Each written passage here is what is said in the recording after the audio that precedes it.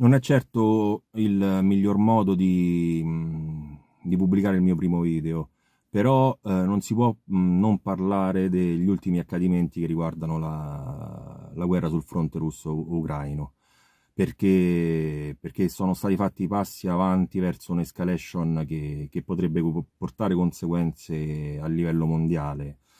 E non ho mai pensato a questo, però adesso sto cambiando idea perché onestamente Biden sta facendo del tutto affinché Putin mh, utilizzi le sue armi peggiori, chiamiamole così, perché non voglio parlare del nucleare perché mette paura anche a me sta cosa, onestamente, perché non si è mai visto che un presidente, dopo che è stato, dopo che ha perso le elezioni, che è stato sostituito da Kamala Harris perché ormai non autosufficiente, una persona non autosufficiente, a 3 mesi, a 2 mesi dall'abbandono della Casa Bianca per far posto a Trump, utilizzi le armi a lunga gittata a Kiev. Non solo, è notizia di oggi che Biden abbia inviato 270 milioni di dollari più le mine anti-uomo, quindi sta facendo del tutto affinché questo conflitto continui.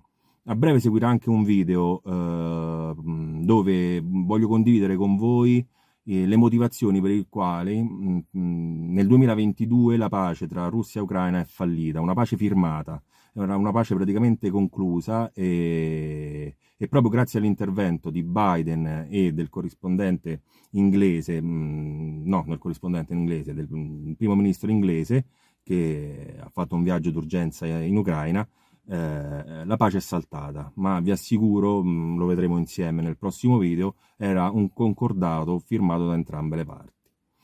E questo purtroppo è avallato anche dalla disinformazione, da una disinformazione creata dai giornalisti e dai giornali italiani e di tutta Europa. Stavo leggendo alcuni stralci sul giornale di ieri, sulle dichiarazioni praticamente che nel tempo sono state fatte dalle varie testate giornalistiche ed ho trovato frasi allarmanti, titoli allarmanti su possibili, cioè su una Russia sconfitta, su malattie di Putin inventate, un Putin morente, un Putin... ve ne leggo alcune, così perlomeno potete un attimino. Allora, Antonio Polito del Corriere, il 17 marzo del 2022, Putin non potrà mai vincere la sua sfida. Il Vietnam dei russi.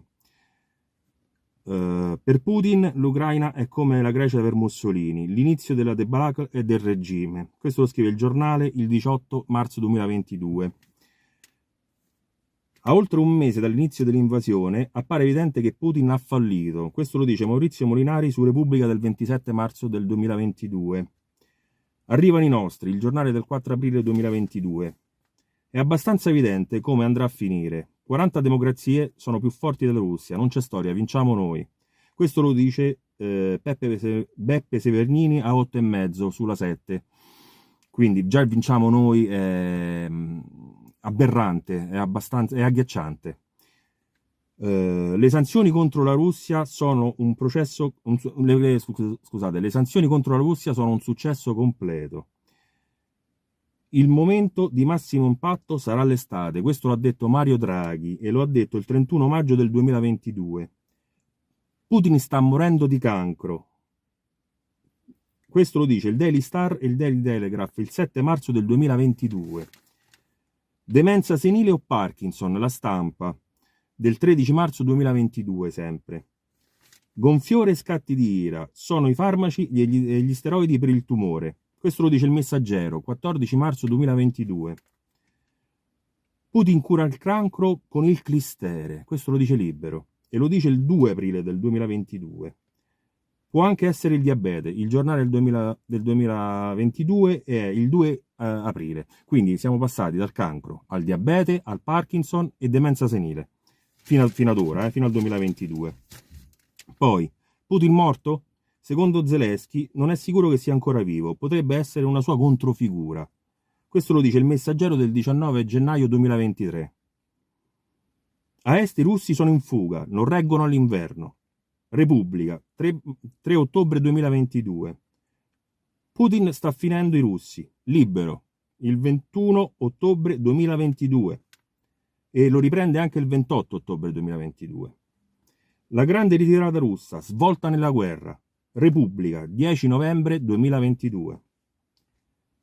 E poi continua con cose che andremo a vedere insieme sul prossimo video e mi auguro commenti, perché è giusto che l'opinione pubblica smetta, perché è giusto che le persone sappiano che vengono costantemente, vengono sottovalutate e viene presa in giro la loro intelligenza, la nostra intelligenza viene presa in giro, perché danno informazioni false, ci stanno prendendo in giro, con una Russia finita, con una Russia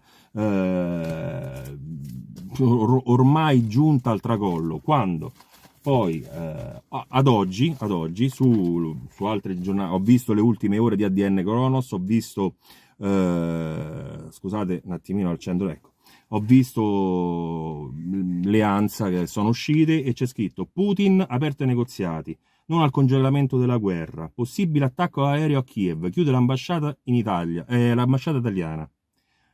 Rai News, Francia, noi non ci facciamo intimidire dalla retorica nucleare, noi, come se i morti li avesse la Francia, ma in realtà i morti sono solo ucraini e russi, quindi praticamente questa guerra della quale tutti si riempiono la bocca, che stanno combattendo Russia e Ucraina, perché ripeto poteva finire nel 2022, a quanto pare ne faccia di questa guerra, a quanto pare, della quale tutti si riempiono la bocca, vinciamo, facciamo, andiamo, ricorda un po' Armiamoci e partite, no? Un po' del ventennio, perché a me sembra che noi vinciamo, noi facciamo, però i morti siano russi e ucraini, ragazzi soprattutto, perché l'Ucraina in questo momento sta assoldando ragazzi nei pub.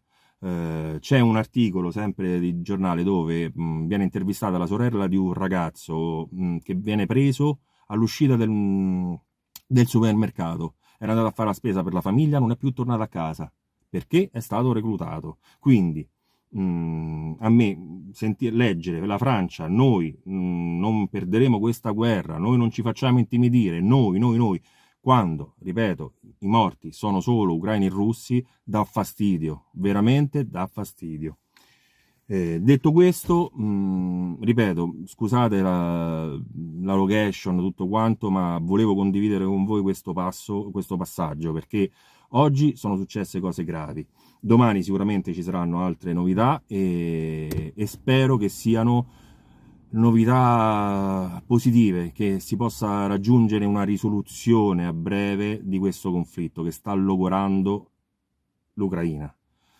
E non si rendono conto che c'è una nuova realtà, probabilmente la NATO non si è resa conto che i BRICS, quindi le varie, diciamo, per questo fino adesso è un movimento, Brasile, Russia, Cina, India, sono le principali, ma in questo momento se ne sono aggiunti altri 23 paesi, sono il 25% del PIL mondiale, la maggior parte della popolazione mondiale.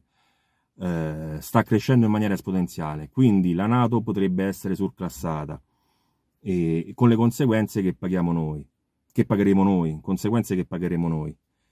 Scusate lo sfogo, ma ripeto, ci tenevo a condividere queste informazioni.